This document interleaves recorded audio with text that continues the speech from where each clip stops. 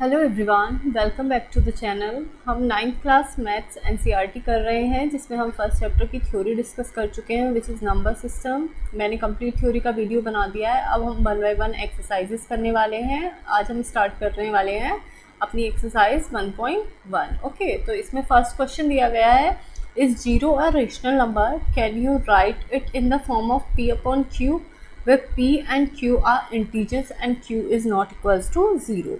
तो यही is asking us to कि ज़ीरो हमारा रेशनल नंबर है और नॉट। ओके, तो पहले तो देख लेते हैं। और उसने बोला है हमें क्या ज़ीरो को किसकी फॉर्म में लिखना है, p अपॉन क्यू की फॉर्म में लिखना है, and q is not equals to 0। वो होता ही नहीं है। ओके, रेशनल की कंडीशन ही है कि p अपॉन क्यू की फॉर्म में होना चाहिए, q is not equals to 0 होना चाहिए। तो क्या हम लिख सकते हैं ज़ीरो को p अपॉन क्यू की फॉर्म में? ओके, तो ज़ीरो को क्या हम ऐसे नहीं लिख सकते, 0.1 is zero, 0.2 is also zero and 0.3 is also zero. जितने भी नंबर हम लिखेंगे सबको हम p अपॉन क्यू की फॉर्म में लिख पा रहे हैं, है ना। और p अपॉन क्यू की फॉर्म में लिख रहे हैं 1।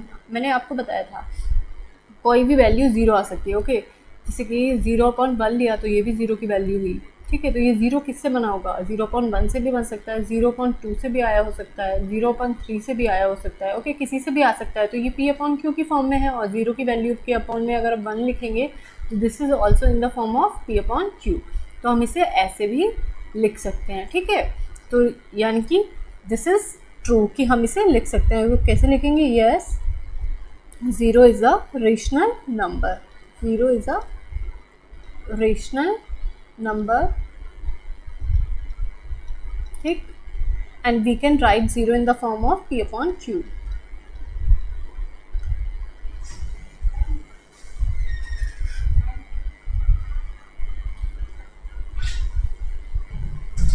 We can write 0 in the form of p upon q। Okay, कैसे, जस्ट लाइक देखें यहाँ पे ऐसे दे देंगे लास्ट में एग्जाम्पल की तरह से। 0.1 लिखेंगे, दिस इज़ ऑल्सो ज़ीरो, 0.2 लिखेंगे, this is also zero, and 0.3 लिखेंगे तो दिस इज़ ऑल्सो ज़ीरो।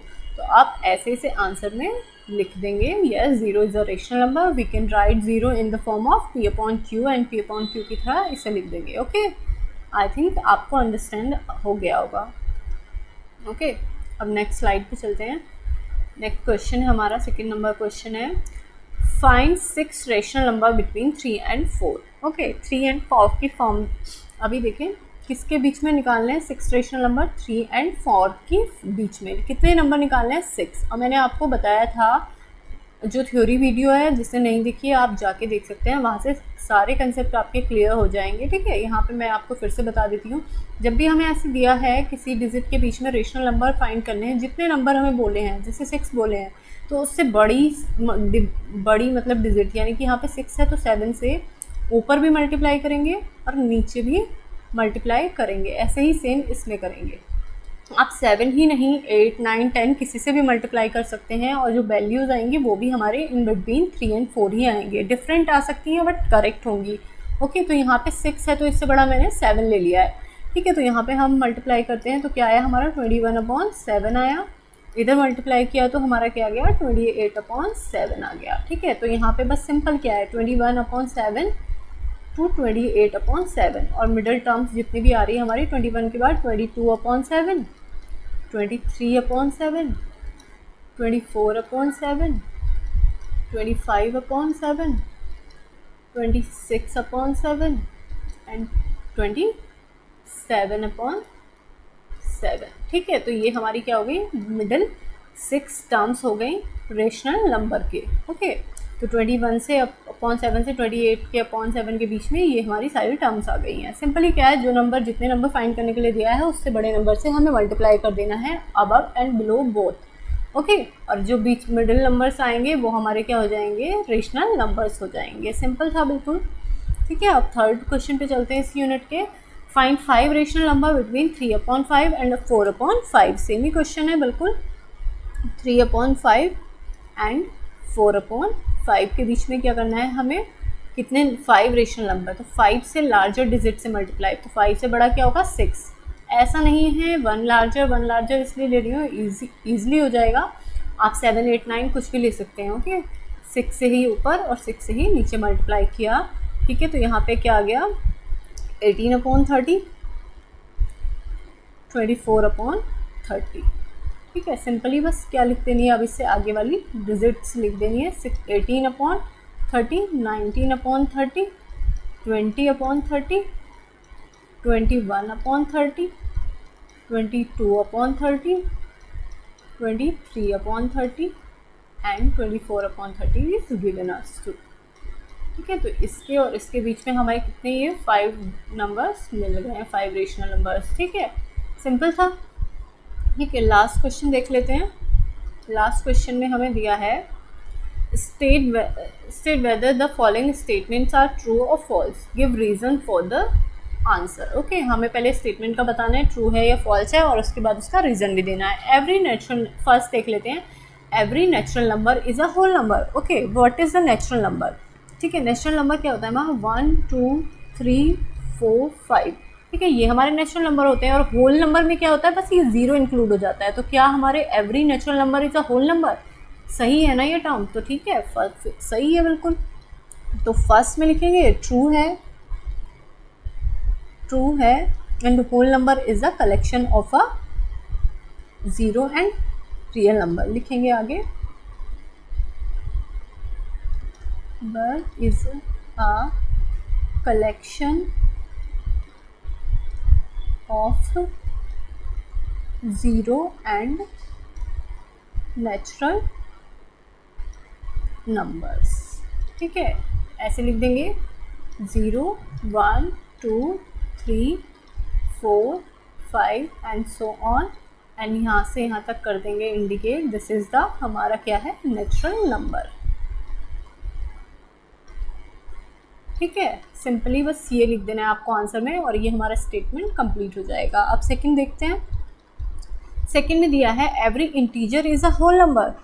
क्या इंटीजर होल नंबर हो सकता है? इंटीजर्स क्या होते हैं, पॉजिटिव एंड नेगेटिव इंटीजर्स हो सकते हैं। तो पॉजिटिव इंटीजर तो हमारे हो सकते हैं कि वो होल नंबर हो, लेकिन नेगेटिव इंटीजर्स हो सकते हैं? नहीं हो सकते। तो लिखेंगे फॉल्स, क्योंकि इंटीजर्स क्या होते हैं हमारे पॉजिटिव भी होते हैं और नेगेटिव भी होते हैं। पॉजिटिव वाले क्या होते हैं 1, 2, 3 ये सब सॉन यहाँ तक होते हैं, लेकिन नेगेटिव -1, -2, -3। और होल नंबर जो होता है, इसने बोला है होल नंबर है, नहीं है ना, क्योंकि ये वाले तो होल नंबर हो सकते हैं, लेकिन माइनस वाली वैल्यू होल नंबर हो सकती है? नहीं हो सकती। तो इसीलिए बोलेंगे this is statement is false, negative integers are not whole number.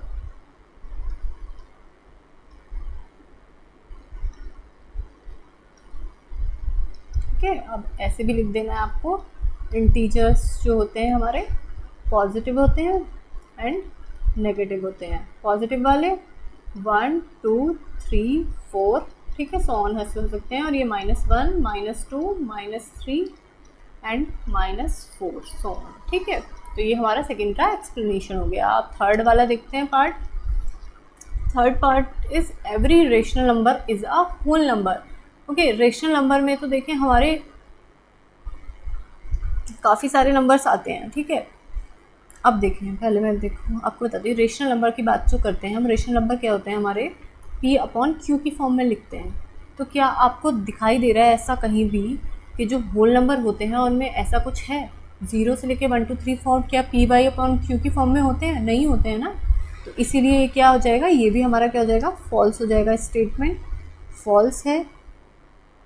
Rational numbers like 2/3, 4/5, 7/2 are not a whole number। Okay, क्योंकि रेशनल नंबर्स क्या होते हैं हमारे ऑलवेज इक्वल्स टू होते हैं इन द P/Q की फॉर्म में। ठीक है, this will be the answer of this question. Simple था। नेचुरल नंबर्स को बोला whole number, natural number whole numbers होते हैं क्योंकि इंक्लूडेड है in the whole number series. लेकिन इंटीजर्स भी नहीं हो सकते क्योंकि नेगेटिव इंटीजर्स होल नंबर में कंसीडर नहीं किए जाते, और रैशनल नंबर तो हो ही नहीं सकते क्योंकि होल नंबर्स जो होते हैं वो कंप्लीट होते हैं। लेकिन ये जो बाकी हमारे होल नंबर्स होते हैं जैसे कि जो पूरा पूरा नहीं कट रहे होते हैं, ठीक है। हमने जब डेसिमल में पढ़ा था, डेसिमल जो होता है, डेसिमल एक्सपेंशन जो पढ़ा था, उसमें हमने देखा था कि हमारे ऐसे रेशनल नंबर थे जो कम्प्लीटली डिवाइड नहीं हो रहे थे। तो कम्प्लीटली डिवाइड नहीं हो रहे थे तो वो होल नंबर नहीं हो सकते हैं, ओके। तो ये भी फॉल्स हो जाएगा स्टेटमेंट, ठीक है। इसी के साथ ये यूनिट कवर हो गई है, 1.1 यूनिट हमारी, इसी में हमारे, ठीक है, 4 ही क्वेश्चन थे। अब नेक्स्ट यूनिट में, नेक्स्ट वीडियो में आपको शेयर करूँ, नेक्स्ट वीडियो में शेयर कर देंगे, ठीक है। आपको कोई भी क्वेरी है इस चैप्टर से रिलेटेड तो आप हमारी कंप्लीट थ्योरी वाली वीडियो देख सकते हैं, जिसमें सारा कुछ एक्सप्लेन कर दिया गया है, ठीक है। और कोई भी मैथ्स 9th क्लास और मैथ्स एनसीईआरटी 10th क्लास से आपको कोई भी प्रॉब्लम है किसी भी चैप्टर में, तो आप हमारे चैनल को विजिट कर सकते हैं। अगर वीडियो अच्छी लगी है तो वीडियो को लाइक कीजिएगा, अपने फ्रेंड्स के साथ शेयर कीजिएगा एंड चैनल को सब्सक्राइब कीजिएगा। Thank you for watching.